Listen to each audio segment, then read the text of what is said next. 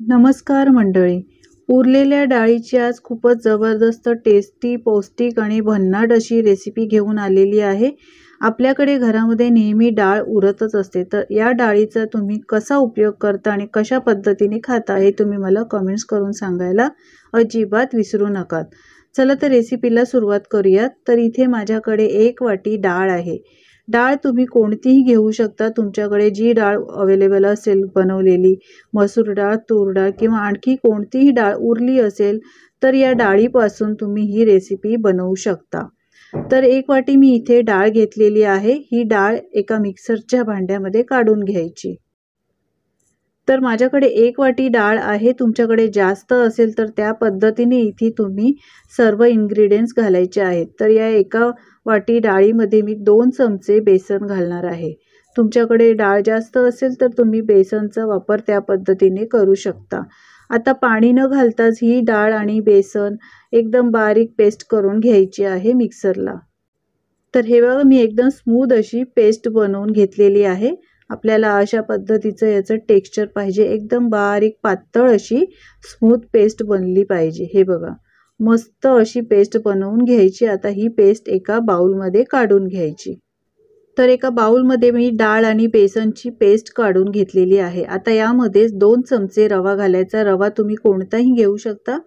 तुमच्याकडे जाडा रवा किंवा बारीक रवा असेल कोणताही घेतला तरी चालेल. आता 1 चमचा ब्रेड क्रम्स घालायचे आहेत. ब्रेड क्रम्समुळे नाश्ता आपला खूपच कुरकुरीत आणि टेस्टी बनतो. आता 1 चमचा सिमला मिरची बारीक चिरलेली घातली आहे. 1 चमचा बारीक चिरलेला कांदा, 1 चमचा किसलेला गाजर, थोडीशी चिली फ्लेक्स घालायची आहे. चिली फ्लेक्स नसेल तर लाल मिरच्या बारीक चिरून घालू शकता. आता पाव चमचा हळद पावडर, 1 चमचा काश्मीरी मिरची पावडर आणि चवीप्रमाणे मीठ घालून बारीक चिरलेली कोथिंबीर घालायची आहे. सर्व साहित्य चमच्याने असे सगळे व्यवस्थित मिक्स करून घ्यायचं आहे. गरज लागेल तर यामध्ये पाण्याचा वापर करायचा. पाण्याचा वापर सुरुवातीला करायचा नाही. जास्त पाणी घालायचं नाही. जास्त पातळ केल्याने हा नाश्ता आपला व्यवस्थित बनणार नाही. तर इथे मिश्रण हे आपल्याला थोडंसं घट्ट वाटतंय तर यामध्ये थोडंसं मिक्सरचं भांडं धुवून पाणी घातलेलं आहे. पुन्हा सगळं व्यवस्थित मिक्स करून घ्यायचं. तर तुम्ही पाहू शकता याची कन्सिस्टन्सी अशी आपल्याला पाहिजे. रवा घातल्यामुळे हा नाश्ता नंतर अजून फुलणार आहे. तर यासाठी यावर झाकण ठेवायचं आहे आणि 10 मिनिटं बाजूला असंच ठेवून द्यायचं. तर 10 मिनिटं झालेले आहेत. तुम्ही पाहू शकता मिश्रण आपलं आता थोडंसं घट्ट झालेलं आहे. रवा देखील छान फुलून आलेला आहे. आपल्याला अशा पद्धतीचं याचं टेक्स्चर पाहिजे. तर आपलं हे बॅटर आता रेडी झालेलं आहे. आता आपण एकदा पुन्हा मिक्स करून घ्यायचं आहे आणि चला आता याचा नाश्ता बनवायला घेऊया. तर गॅसवर मी इथे लहान पॅन घेतलेला आहे. लहान पॅन आणि नॉनस्टिक पॅन घेतलेला आहे.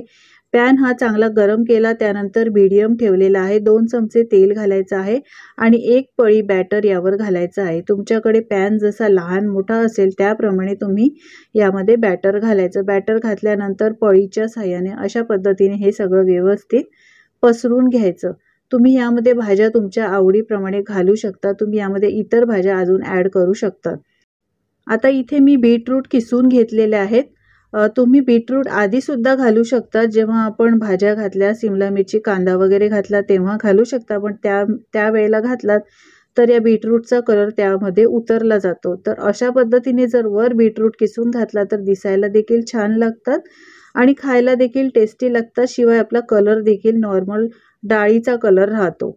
तर आता बीटरूट घातल्यानंतर गॅस मीडियम ठेवायचा आहे. झाकण ठेवायचं आहे आणि 3 ते 4 मिनिटं स्लो गॅसवर हे छान शिजवून घ्यायचं आहे. तर 3 ते 4 मिनिटं मस्त मी हे वाफवून घेतलेलं आहे. तुम्ही पाहू शकता मस्त याला कलर आलेला आहे. आता याला हळूच याच्या कडा देखील पाहू शकता लूज झालेल्या आहेत. याला आता हळूच पलटून घ्यायचं आहे आणि दुसऱ्या बाजूने देखील छान शेकवून घ्यायचं आहे. आता पुन्हा झाकण ठेवायचं आणि 3 ते 4 मिनिटं मस्त खमंग कुरकुरीत होईपर्यंत छान शेकून घ्यायचं. मंडळी अशा पद्धतीने तुम्ही हा नाश्ता केला नसेल तर एकदा नक्की ट्राय करा आणि ही रेसिपी जर तुम्हाला आवडत असेल तर लाईक करायला अजिबात विसरू नका. तर 3 ते 4 मिनिटं मी दुसऱ्या बाजूने देखील छान वाफवून घेतलेला आहे. तुम्ही पाहू शकता याला कलर खूपच सुंदर आलेला आहे. हे बघा काय मस्त अगदी आपला नाश्ता तयार झालेला आहे. हा नाश्ता पौष्टिक देखील आहे कारण आपण इथे डाळीचा वापर केलेला आहे. शिवाय यामध्ये काही भाज्यांचा देखील वापर केलेला आहे.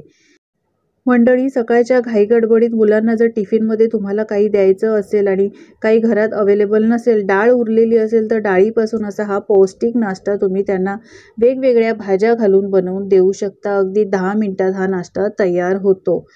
तर मंडळी, ही रेसिपी एकदा नक्की ट्राय करून बघा. खूपच सोपी आहे. तुम्ही पाहू शकता याचा आवाज मस्त अगदी कुरकुरीत असा आपला नाश्ता तयार झालेला आहे आणि हा नाश्ता पौष्टिक देखील आहे. डाळीपासून अशा पद्धतीने तुम्ही कधी अशी रेसिपी बनवली नसेल तर एकदा नक्की ट्राय करून बघा. माझी खात्री आहे ही रेसिपी तुम्हाला नक्कीच आवडेल. आणि ही रेसिपी बनवल्यामुळे डाळ देखील आपली वाया जाणार नाही. शिवाय आपण यामध्ये भाज्यांचा वापर केला आहे, तर पौष्टिक एखादी रेसिपीसुद्धा तुम्हाला खायला मिळेल.